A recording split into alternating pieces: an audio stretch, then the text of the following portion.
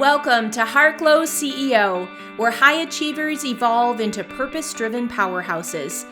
I'm Casey Rossi, your integrative leadership coach. Join us to break free from people-pleasing and burnout, exploring mindset, embodiment, and soul alignment. Discover expert insights, success stories, and actionable tips for holistic wealth on your terms. This is where transformation meets the modern female leader. Let's go. As mentioned last week, we will be exploring the art of mindful leadership and how staying present can revolutionize your approach to leading yourself and others. This is such a necessary topic in our world, where taking a pause, a breath, and a moment to compose ourselves often feels like a pipe dream in the hustle and bustle of daily life.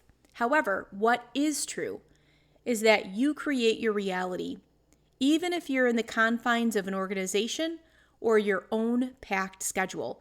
You still have jurisdiction over your thoughts, words, deeds, breathing, breaks, reactions, and so forth. Let's dive in. What is mindful leadership? Well, it's a practice of being fully present and engaged in the moment. It involves self-awareness, emotional regulation, and a deep understanding of the interconnectedness of the team members around you. The other thing I want to underscore is we have to have this relationship with ourselves first. All amazing leadership starts with self-leadership. So this relationship with yourself, being comfortable with silence and an attuned awareness of what's going on around you is going to help cultivate that mindful leadership. I think it's helpful to also look at the opposite. So what isn't mindful leadership, if you want to say? And that would be like bouncing from one thing to the next, overwhelmed, brain fog, moving too quickly, missing things, reacting impulsively, having a short fuse, and being easily distracted. And maybe you see yourself in some of these pieces, or maybe someone immediately in your sphere is coming to mind where you're nodding your head and you're like, oh my gosh, that is so-and-so. It's amazing to look at them in contrast because you can see by being intentional about being mindful, you have the power to create harmony and improve culture. And that's pretty exciting. Jon Kabat-Zinn, the creator of the Stress Reduction Clinic and the Center for Mindfulness in Medicine, Healthcare, and Society at the University of Massachusetts Medical School, that is a mouthful, but that's his title. He says, the best way to capture moments is to pay attention. This is how we cultivate mindfulness. I'm going to repeat that. The best way to capture moments is to pay attention. This is how we cultivate mindfulness. Sounds pretty easy, doesn't it? But it does take a conscious effort to slow down, pay attention, and allow your brain and nervous system to take in all of the data. There is science behind mindful leadership. Research has shown that mindfulness can significantly impact leadership effectiveness. You probably already know this. You just basically by picking up on what's around you, whether you are a very small team or you work in an organization, I'm sure you have seen and noticed the difference between a leader that comes in and actually is present and someone that is spinning like a top with a million things on their mind.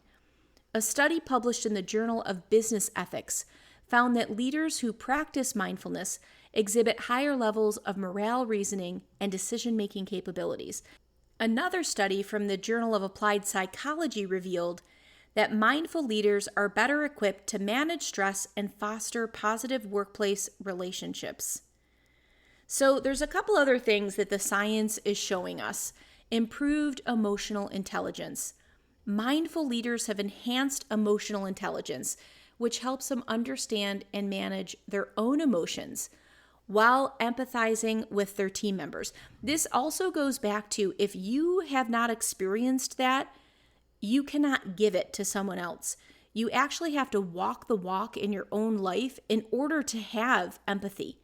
And empathy can't be faked. It's something that comes from the heart. It's nothing that you can, study a flowchart and be empathetic. And so part of this goes back to that self-leadership, to truly understand someone's viewpoint, to put yourself in their shoes and to feel, that is really when you're going to start to experience empathy. When you have that, it absolutely leads to better communication and conflict resolution.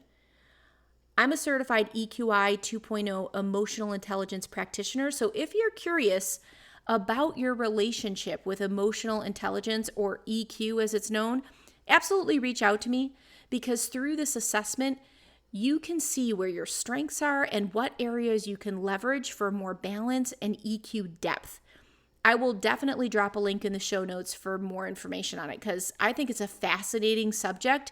It just becomes one of those personal tools that can give you specifics about your wiring and your makeup, and then you get to play around with these different composites and see how you can use one where you have a stronger relationship with that muscle, so to speak, to pull up another one that may be lagging for whatever reason. So really cool stuff.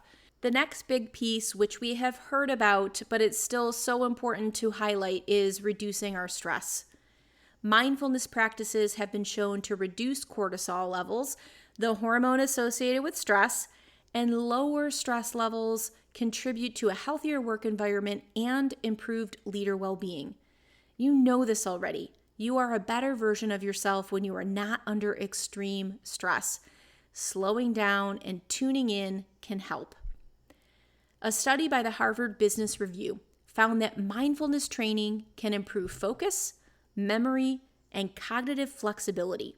I love even thinking about that last one, cognitive flexibility. Can you imagine how our relationships would be off the chart if both partners exercise cognitive flexibility? It's like mind-blowing. So this enhanced focus and productivity allows leaders to make more informed decisions and be more productive. But not only leaders. As I age and see my inner tribe, who is around 20 years my senior, I have a newfound respect for memory. Remember back in the day, we thought multitasking was a superpower, only to realize there really isn't any such thing. And in fact, when we try it, it's actually to our detriment. We now know that multitasking can reduce efficiency, increase errors, cause stress, and impair cognitive functions like memory and focus. And it often leads to lower quality of work and prolonged task completion times, which makes complete sense because we're frequently switching between activities. Holy smokes, and thank God we have new understanding and new learnings before we're completely burned out. We can now drop any guilt from zoning in on a deep work block and doing one thing at a time, wholly and solely. Another quote from Jon Kabat-Zinn is, mindfulness is a way of befriending ourselves and our experience. And I just want to pause with that for just a minute. Mindfulness is a way of befriending ourselves and our experience. And I think this is so very interesting, because how often do we keep ourselves in the equation? I know, especially for high-performing, high-achieving females, it is very common to be filling everybody else's cup around us. Are you okay? Are you okay? Are you okay? We're making sure to cross the T's, dot the I's, and making sure that everyone's cup is filled around us. So it's so interesting when I read that mindfulness is a way of befriending ourselves. And I think to myself, how many women, how many of my clients actually can perceive mindfulness as a way of befriending themselves, as putting themselves in the equation? I really look at this as a huge opportunity to change the channel and release these outdated paradigms that don't serve us, that make us bitter and resentful and exhausted. The last part of that quote is, and I'll read the whole thing, mindfulness is a way of befriending ourselves and our experience. And that other piece is really interesting, our experience. How are we taking in the experience? And this goes really into the mindfulness, consciousness, our leadership. Are we just checking boxes? Are we just, taskmasters completing the thing to say that it's done on our Asana board? Or are we fully taking a breath and even understanding what our experience is? Who are the players in the game? What's my role in this game? How do I feel about it, right? We may go to that extent, but I encourage you to go a little bit deeper when we think of our personal experience. What does it feel like in your body? How does it make you mentally interact with the thing, the person, place, or thing? Is it calming? Is it anxiety provoking? Is it causing disruption in your sleep because you are ruminating? And even taking it further, what is the experience of the temperature, the taste, really engaging all of our senses? This mindfulness goes far beyond our mind because we can now take it into conscious eating. We can take it into our sense pleasures when we're taking a bath at the end of the evening, when we're picking that tomato that's ripe in our garden. You'll start to see this trickle-down effect come in through your life. You may begin this because you're looking to transform your leadership, but you will see that once you start to change one thing in your life, you will start to go deep and see things through a different lens in so many other chapters of your story. I find that so incredibly exhilarating, and that's why, my friends, as you already know, I'm a transformation junkie. That's never going to change. So let's get into the how. My invitation to you is to keep it simple. Pick one or two things that I'm going to throw out there for you and weave them into your daily routine. Practice and repetition are your friends here as you thread consciousness into your life. The very first thing is mindful breathing. This is something that you can access 24/7, thankfully. It's also free. It's also something that you can do so subtly, whether you are entering in a meeting, whether you are in the middle of a heated argument. You get to control your breath. You can come back to you and back to your center through mindful breathing. I think a great way to start your day is just to begin with a few minutes of mindful breathing. This simple practice can help you center your thoughts and set a positive tone for the day ahead. I actually just got the HeartMath's Inner Balance sensor. I don't know if you've seen it. You clip it on your ear and you plug it into your phone, and it's got this app which tracks heart rate, your heart rate variability. It allows you to tune into your breathing and see your heart-brain coherence in real time. It's a cool little gadget. And it's interesting to see that in 3 or 4 minutes, you can go from frustrated to calm and feel a noticeable improvement. Now, you've heard me say this before, you do not need another gadget. You can just breathe, and it can be as simple as that. So that's one tip or suggestion, invitation, so you can take that on board, whether it's putting a little Post-it note by your bedside or a little lipstick on your mirror where it's like, take 3 to 4 mindful breaths, you beautiful, beautiful creature. Whatever works for you, that's a suggestion. The second one is active listening. And practicing active listening during meetings and one-on-one conversations, it can literally make the difference of trust, of remembrance, and going right back to that interconnectedness that we talked about. So many of the things in our life, whether it's sales, whether it is influence, it comes down to the interpersonal relationship. Part of boosting that is being an active listener. Give your full attention to the speaker, acknowledge their feelings, respond thoughtfully. This is a big one. When was the last time that you felt heard?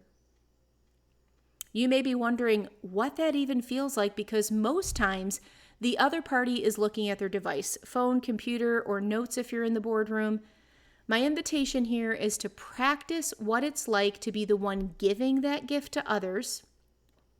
So practice that first so you get that feeling. What does it feel like to not be multitasking? What does it feel like to not be when your significant other is recapping their day and you're like half on Facebook, half listening to the, radio, half watching whatever, Love is Blind, right? What does it feel like to be the active listener and to give that gift? and see the difference, feel the difference. Again, tap into the experience. How does it land for them? How does it land for you? I had a session yesterday and my client just broke down in tears because the feeling of having sacred space open and held for her was totally foreign. And her emotional system just busted open and needed the release, which is a beautiful thing. It's pretty incredible the power heart-based connection has through active listening. Give it a try. All right, the other thing is regular reflection. So setting aside time each week to reflect on your leadership style and your interactions will really start to expand your awareness. It will also help you expand your capacity for new and different. There's so many layers when you start to just reflect. Consider what went well and the areas for improvement. So that's something that I really like to bake in there because we're programmed for a negativity bias. So I don't know if you have tried journaling before and maybe it went something like this. All the things you wish went differently, all the ways people wronged you, the traffic jams, the shitty weather, all of that, like it becomes this venting receptacle. And that could have some value. But what I'm talking about here is more of a self-awareness piece, crucial for growth. So it's something where you're really catching yourself doing something right. And I'm not talking about turning a frown upside down. So, if it feels good to you to have a mix in there, then absolutely do a mix. But I'm really looking at reflecting on times when you felt you were in a conscious communication and when you noticed yourself being really mindful about either communication. It could be mindful about putting together a presentation, taking an extra little minute to think about how it's going to land for someone else. Those are the things that I would love for you to catch yourself doing something right and reflect on it. If you're an auditory person more than someone that's kinesthetic or visual, I have another client who is more auditory and she prefers to leave herself little messages on her phone app. So whatever works for you. There really are no rules. It's just an invitation to really be aware of your progress because we often don't look back because we're so looking forward to what's my inbox look like? What are the next things for tomorrow? And we plow through. We just plow to the next thing because that's what we see modeled for us. And this is a new opportunity, which is not so new because we're kind of going back into the ancient times when things were much more simple. But this is not antiquated by any means. This is how we self-regulate and how we start to get back into our own center and feel grounded despite any chaos going around us. And I don't know anyone that couldn't use a little dose of that. The other thing too, and this goes for whether you're a solopreneur, living the laptop lifestyle, or you are an exec for an organization, the mindful breaks piece is such a big thing that, again, I think because it looks so simple, we're often like, yeah, like sitting is the new smoking, blah, blah, blah. But incorporating short mindful breaks throughout your day, you're going to feel different. Just try it out. Step away from your desk, take a few deep breaths, clear your mind. Now, these breaks can help you stay present and focused, and if you can get out into nature with fresh air and away from all the unnatural lighting, all the better. All the better, because if you are someone that is humped over the computer screen all day long and you choke down your meals, and I've had several people that I have supported in the past that when we first started coaching, they never even left their desk for lunch. If they were lucky, they would gobble down a protein bar, maybe in between meetings, or inhale a sandwich or something that was easy, or a donut from the break room. And again, we're talking about mindfulness here. And it isn't just the stuff in your head, but it's like, how does what you put in your belly affect your whole entire system? Are you taking a minute to be grateful for the nourishment that you're actually about to fuel your system? Isn't that an interesting way to go about eating versus like, how can I, watch a new episode on YouTube while I'm writing down my daily planner and chomping through my avo toast? I have been guilty of that, so I get it. I totally get it. It's like, what's the big deal? But you'll notice a big deal on your system when you start to do it differently. When you actually prioritize yourself enough to have those breaks, to chew your food, to be grateful, to give yourself a moment to digest what you just entered in without racing to another thing or jumping on a call, you're going to start to see an unwinding. And your nervous system is just going to feel really attended to and bathed with space and grace. And the one thing that I have to say, from being someone that is a recovering perfectionist, went through a tremendous amount of burnout through my corporate years and adrenal fatigue, this can take some time. So the space and grace piece, I really want you to lean into that, because it is about keeping yourself into the equation, and then you will start to crave the space and grace. You will start to object to racing around and feeling like you're behind the 8 ball, because your system will feel supported by the opposite, that it will actually continue to give you little nudges of like, we're not going to do that anymore. And you will start to have your choices made by your own system versus your mental control tower taking over and governing you. So give it a little practice. I know I went a little bit on a tangent on that. I'm very passionate about it. I'm super excited because we can change. It took me years, but I am an example of the change. If you care about your sustainable, holistic wealth, all of the elements of your physical, emotional, spiritual, financial, connective, and collective wealth, this mindfulness and consciousness upgrade is going to be crucial to the journey. All right. The impact of mindful leadership on teams. You may be saying, Casey, I don't have a team. I may have a VA and a couple of vendors, but I really don't have team yet.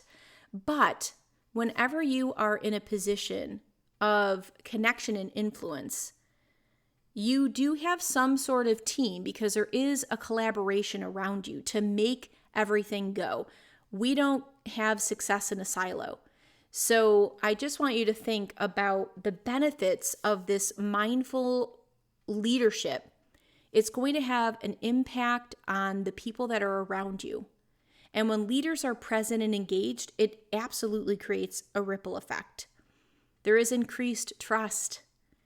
Part of that is that active listening. Remember, that is such a key piece in building trust, when there is genuine care with the person receiving your message.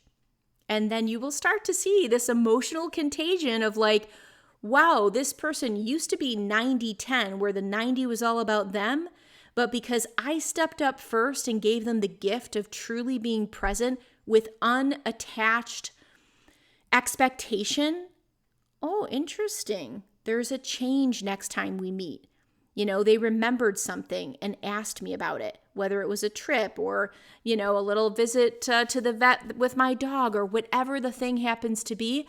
And the more that you give that to one another, you're going to see this teeter-totter of fostering trust and collaboration and more support in your relationships and work environment. It's going to be a pretty cool thing to watch unfold. The other thing is it enhances morale. Mindful leaders contribute to higher team morale by creating a culture of respect, understanding, and open communication. You're going to start to see that if you dive deeper into EQ and see that there are several composites in EQ. There's stress tolerance, there's interpersonal relationships, there is flexibility. You're going to start to see how all of these composites actually create the whole of your specific EQ. Super interesting stuff. The other thing, which might be of interest, especially for the creative entrepreneur, is it breeds greater innovation. When team members feel heard and valued, they are more likely to share their ideas and take creative risks, leading to greater innovation and problem solving. And I don't know about you, but I think in an age where a lot is going, I want to say kind of generic, where there isn't really that personal spin on things, a lot of that's coming from the AI space. Having individuals that want to tap into their innovation, to me, that is going to separate businesses. That is going to bring the businesses that take creative risk. It's going to take them to a different level. And it's really interesting with this piece. I am going to go on a tangent on this one for a minute, but I want you, like, as a business owner, like if you have control of your branding, it's really coming to my mind here where you can be so mindful of every interaction in your company. Is your email communication conscious enough? I actually think I'm going to do a dedicated episode on that. Maybe I'll do that next week because I have a lot to say on that. But you can look at it through that lens. You can look at your branding. You can look at every touch point people have in your online environment, whether it's your social media, your ads on social, your web pages. Does it show that you have a consciousness about the visitor coming through your world? So there's such an amazing amount of potential here for you to exercise greater innovation and take some creative risks. Bring your personality in, really show how you're different in a way that's so far beyond any black and white USPs, right? So big exciting thing here when you're looking at multi-creative innovation that comes from just being mindful, taking a minute, tuning in, asking yourself what's in it for the other person in this space. That's a really great thing to think about, whether you're talking about branding or user experience through the interwebs. It literally can be face to face. What is this other person looking for? What's important to them? Getting out of our own minds for a minute. This is where that pause comes in. You can get really grounded, line up your spine, tune in. What am I looking to get out of this? What are they looking to get out of this? And then it really starts bringing in that win-win leadership. When you have a clear understanding by exercising mindfulness, all of a sudden you're like, okay, awesome, let's do it. How do we make this a win-win?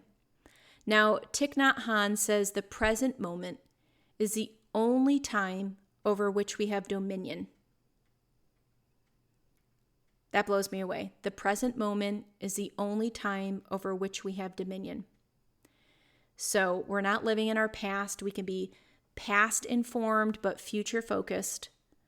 And even though you can be a visionary, we are not future projecting. And you may find, like, if you start thinking about the what if and all the algorithms of what can go wrong, you are not right here in this present moment. And when you're talking about transforming your leadership by staying in the art of presence, by being in this present moment, this quote can really bring you right back to reality, the present moment. So right here, right now, you and I are actually sharing this moment. Right here, right now is the only time over which we have dominion. Right here. We can control our thought, our breath, the pause button, the rewind button, whatever it happens to be. This present moment is so incredibly powerful. All right, my friends, thank you so much for joining me on this episode of Harklow CEO. And remember, building your relationship with yourself and staying present, they really are the most powerful tools in your leadership toolbox. Commit to these practices, play around with them, and watch how your life unfolds for the better. Until next time, my friend, keep glowing from the inside out and breathe joy.